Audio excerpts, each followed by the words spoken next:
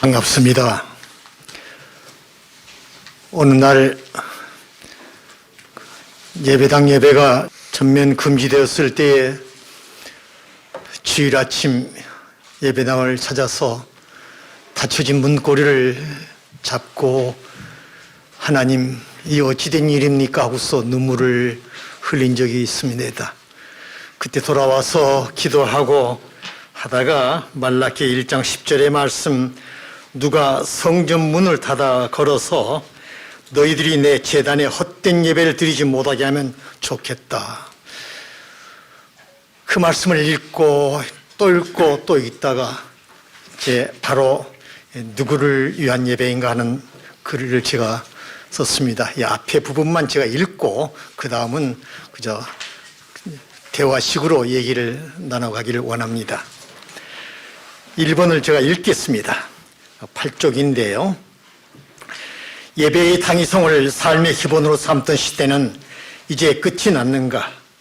다시 그 시대로 돌아갈 가능성은 진정 없는 것인가?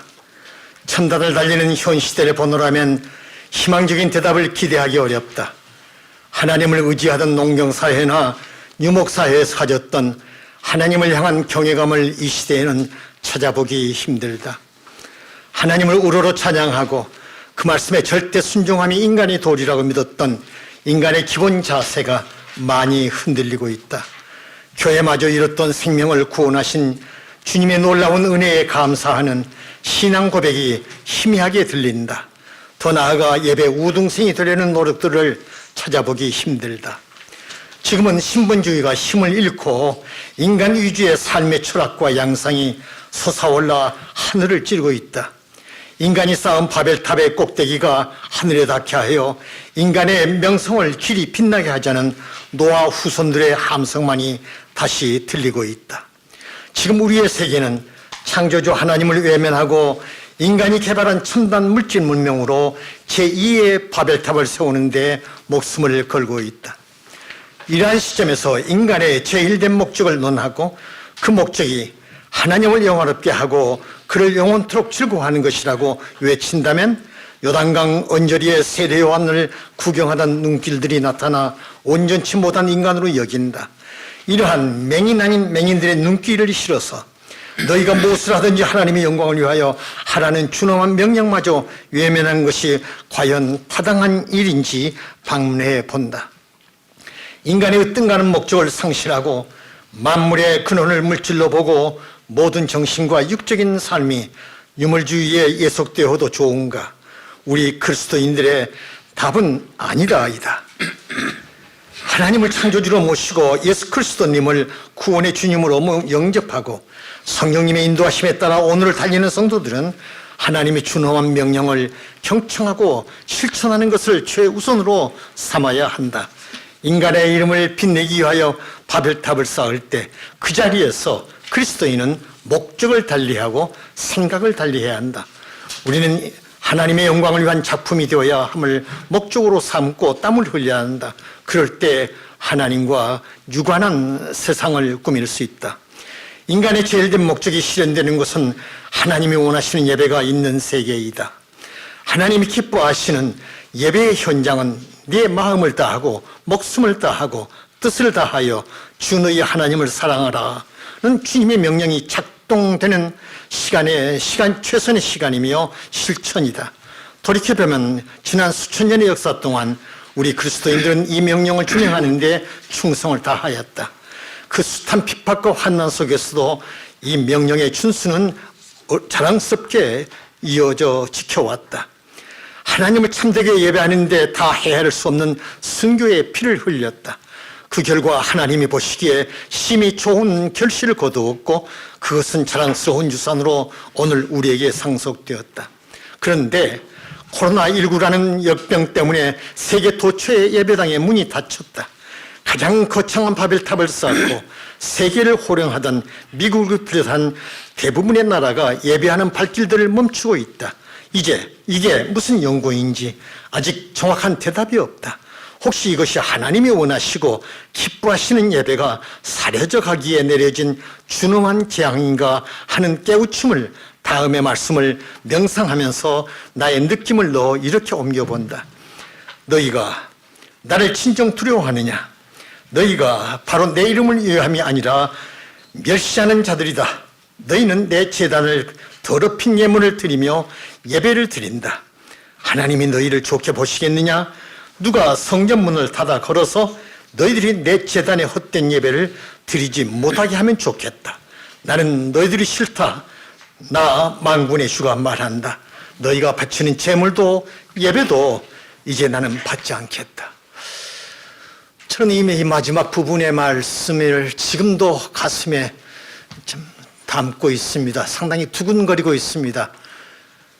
2000년의 역사 동안 하나님 앞에 드려진 우리의 예배가, 아니 지금 우리가 이 시점에 이 21세기에 와서 드린 예배가 과연 하나님이 기뻐하시는 예배를 드리고 있는가, 우리는 누구를 위한 예배를 드리고 있는가, 이런 원칙적인 문제를 저는 늘 다시 한번 음미해 보고 있습니다. 그 2번입니다. 예수님께서 이제 그 사마리아에 통과해 가시면서 수가성 위에 있는 우물에서 우물기는 여인과 대답을 한 가운데 그 여인이 예수님에게 이런 얘기 저런 얘기 묻습니다. 그러다가 예수님께서 남편이 지금 과거에 5명, 지금 6번째, 그 진정한 내 남편이 아니지 하는 이 말에 깜짝 놀라가지고 선지자임을 발견하자마자 첫 질문이 엉뚱한 질문입니다. 예배에 대한 질문입니다. 그럴 때 우리 예수님께서 하시는 말씀 중에 아주 핵심이 있습니다. 너희는 알지 못하는 것을 예배하고 우리는 아는 것을 예배한다. 이 말씀 가운데서 과연 우리는 우리 예배가 무엇이며 예배를 어떻게 드려야 하며 어떻게 하나님 기뻐하시냐는 이 예배에 대한 철저한 어떤 교육 같은 것도 없이 우리는 기도와 찬송과 설교만 있으면 예배라는 생각을 가지고 그렇게 많이 떠들어오지 않았는가. 그래서 하나님께서 이러한 예배를 외면하신 건 아닌가. 인간 위주로 하나님을 중심한 예배가 아닌 예배를 알지 못한 채 그렇게 맹종했던 우리의 성도들 데리고 어디든지 가서 끌고 가가지고 그저 찬송 하나 부르고 기도하고 설교만 있으면 예배가 된다는 이러한 경박한 예배가 한국뿐만 아니라 전 세계 도처에서 발생되고 있기 때문에 혹시 하나님께서 예배당 문을 이렇게 닫고 계신 것은 아닌가 하는 생각을 해보았습니다. 레이먼드 아빠와 같은 예배 신학자는 그 예배의 원리에 대해서는 말합니다. 기독교 예배 원리에 대해서 예배는 계시와 응답이 있는 가장 실감나는 현장이다 이렇게 말합니다. 다시 말하면 예배의 정의입니다. 예배란 하나님이 주신 창조의 은총 그리고 플러스 예수 그리스도를 통해서 주신 이 구원의 은총, 이 두 은총을 깨닫고 응답하는 행위가 예배입니다. 타 종교와의 차이가 있습니다. 타 종교의 예배는 세 단어로 집약할 수 있습니다. 소원 성취, 그리고 무병장수, 그리고 황금 만리를 할까요? 예, 이런 한 세 가지 목적입니다. 여기에 반하여 우리 기독교는 그런 뭘 받는 데 있지 않고 이미 받은 이 은총에 대한 응답의 행위로 예배가 이어져야 되는데 그런 기본 정신이 우리 한국교회뿐만 아니라 전 세계교회가 세대가 바뀌면서 이제 그 의미를 상실하기에 하나님 앞에 우리는 부끄러운 머리를 숙일 수밖에 없습니다 하는 얘기입니다. 세 번째로 그 예수님께서 수가성 우물가에 있던 여인과 함께 나눈 대화 가운데서 마지막 말씀이 있습니다. 예배는 그러한 방금 말씀드린 대로 이제 진정한 뜻을 가지고 하되 신령과 진정으로 예배를 드려야 한다. 그런데 마지막 말입니다. 하나님께서는 지금 그러한 예배자들, 성경에서는 참 예배, 영어로서는 true worshipers라 합니다. 저는 이 말 true worshipers라는 말을 참된 예배자라는 말보다는 오히려 예배 우등생이라 이렇게 번역하고 싶습니다. 그런 예배 우등생을 찾고 계신다. 하나님이 찾고 계시는 인물은 어떤 정치적으로, 어떤 금전적으로, 어떤 명성이 날친 그러한 사람들이 아닙니다. 오직 하나님 앞에 마음을 다하고 뜻을 다하고 정성을 다하여 드리는 그 참된 예배자들, 트루 워시퍼스를 찾고 계신다는 말씀입니다. 이 말씀에 우리는 깊은 의미를 간직하고 있어야 됩니다. 과연 나는 하나님이 찾고 계시는 예배 우등성의 반열에 서 있는가 하는 그런 질문입니다. 하나님이 찾는 예배 우등성으로서 만약 반드시 설 수만 있다면 우리는 더 이상 행복한 어떠한 조건이 없습니다. 그것이 가장 행복한 조건이 아닌가, 이렇게 저는 믿고 또 보고 있습니다. 이제 시간이, 저에게 주어진 시간이 제한되어 있기 때문에요, 이제 13쪽으로 한번 가보시기 바랍니다. 거기 올바른 예배를 위한 재원 10개 항목을 제가 거기다 실어 놓았습니다. 첫째, 예배를 준비하고 인도하는 목사는 우리 주님이 사마리아 여인에게 너희는 알지 못하는 것을 예배하고 라고 지적하셨던 말씀에 깊은 관심을 기울이라. 예배에 대한 정확한 이해가 성결되지 않고서는 예배는 무질서와 혼돈의 세계에 머문다. 언제 어디서나 예배의 깊은 뜻을 질문할 때 예배란 하나님이 주신 창조의 은총과 예수 그리스도를 통한 구원의 은총을 깨닫고 감격하는 무리들, 곧 그리스도인들의 응답의 행위라, 이렇게 정의를 했습니다. 둘째, 예배는 인생의 제일된 목적을 실천하는 현장이 되도록 하라는 얘기입니다. 예배는 인간을 위한 것이 아닙니다. 하나님을 위한 것입니다. 하나님만이 영광을 받아야 됩니다. 그 하나님을 영원토록 기뻐하면서 모시는 것이 곧 예배입니다. 한 생명이 하나님을 가장 기쁘시게 해드릴 수 있는 최선의 길은 하나님이 찾으시고 반기시는 참된 예배자들이 되는 데 있습니다.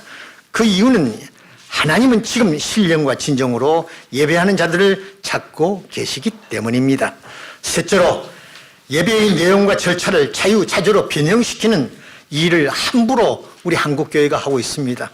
경배와 찬양, 젊은 애들하고는 예배 순서는 다 있는데 하나도 밟지 않습니다. 따르지 않습니다. 경배와 찬양 하다가 난데없이 목사 올라가서 설교하고 헌금하고 끝납니다. 이러한 예배를 어떻게, 우리 예식서라든가 모든 교단마다 예배 예식서 다 있습니다. 헌법에 있습니다. 교단 헌법에. 그런 걸 임의대로 다 생략해버리고 그렇게 예배를 자유자재로 변형시키는, 예배는 역사와 전통이 있습니다. 신학이 있습니다. 전혀 외면해버리는 이러한 우리 한국교회라면 그 미래가 밝지를 못합니다.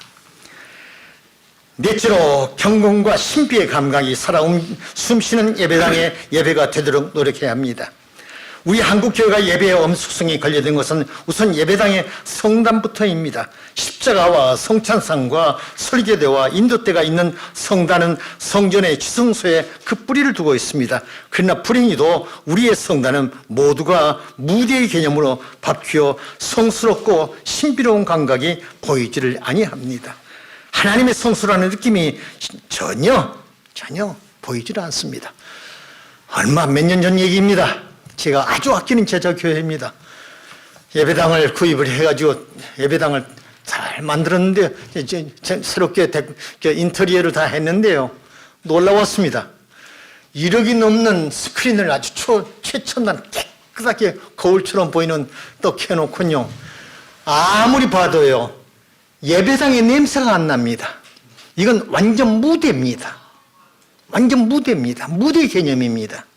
그래서 제가 상당히 섭섭히 생각해가지고 그 당일까지 내가 얘기를 다 해가지고 십자가를 크게 옆에다 하나 세워가지고 겨우 냄새를 풍겼는데, 문제는 십자가 없이 그렇게 스크린 잘 해놓은 것 그것만 보고 즐기던 교인들이 십자가가 딱 쓰니까 그때부터 태도가 달라집니다. 성소의 개념, 하나님을 예배하는 거룩한 정서의 개념이 거기에 있습니다. 매우 중요한 얘기입니다. 우리 예배당은 지성소의 개념과 그리고 성소의 개념이 항상 함께 있어야 됩니다. 거기서 예배가 경건하게 이루어진 것이 우리의 역사와 전통입니다. 다섯째, 삼일체 되신 하나님만을 중심한 예배가 되도록 해야 합니다. 어떤 탈선된 행위도 보여서는 안 된다는 얘기입니다. 성전에 최첨단의 영상 매체들을 설치하고 인간의 말초신경을 자극해서 함께 노래하고 춤추는 현상이 여기저기서 보입니다.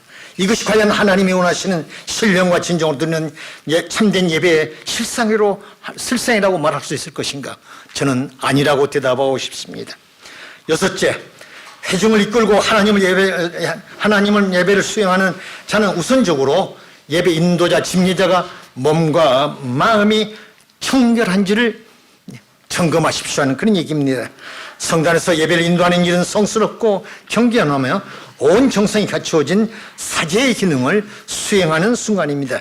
그 자리에 서기까지 철저한 준비와 기도와 맑은 영상에 흠이 없도록 해야 됩니다. 내 마음을 다하고 목숨을 다하고 뜻을 다하여 주 너희 하나님을 사랑하라.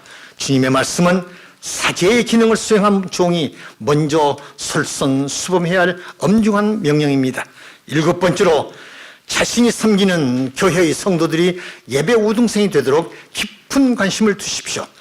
우리 한국교회의 성도들의 대부분은 목회자를 주님의 종으로 부르면서 아무런 주의나 비판 없이 순종의 단계를 넘어 맹종하는 현실입니다.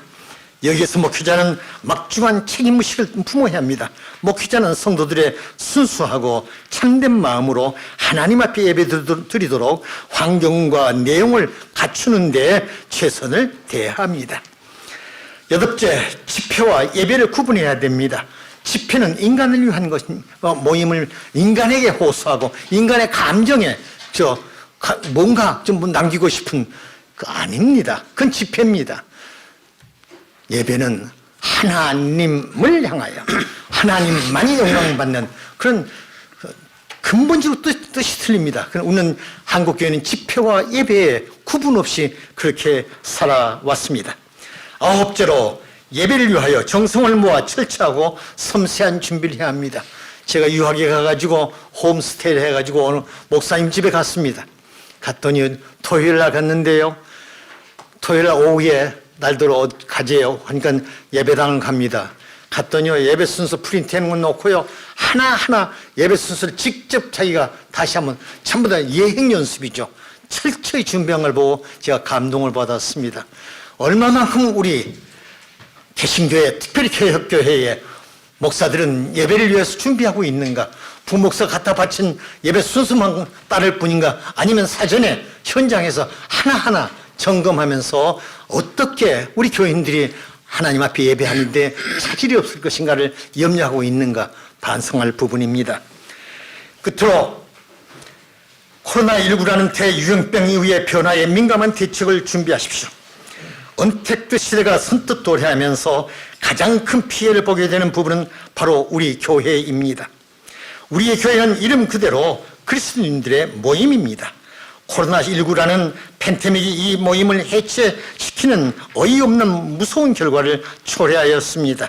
우선 일시적으로 사용한 온라인 예배가 예배의 본질과 가치를 무너뜨리고 새로운 변화와 주장을 펴낼 가능성이 매우 큽니다. 어떤 사람은 이걸 제2종교개혁이라면서 환영의 소리를 하는데 깜짝 놀랐습니다. 부끄러운 얘기입니다. 아닙니다. 절대로 아닙니다. 이건 제2의 종교개혁이 아닙니다.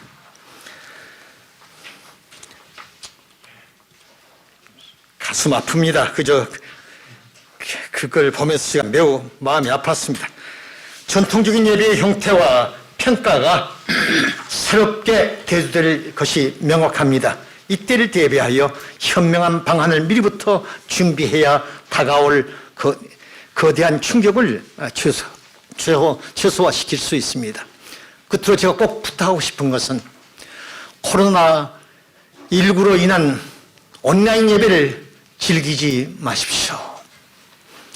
이것을 기화로 오히려 통에 잡아가고 하나님 중심으로 열심히 모여서 하나님이 원하시는 경건하고 아름다운 예배를 드리는데 우리의 마음과 뜻과 정성을 다 기울이는 것이 정상적인 길입니다. 발제자로서 그 결론으로 그 말씀을 드립니다.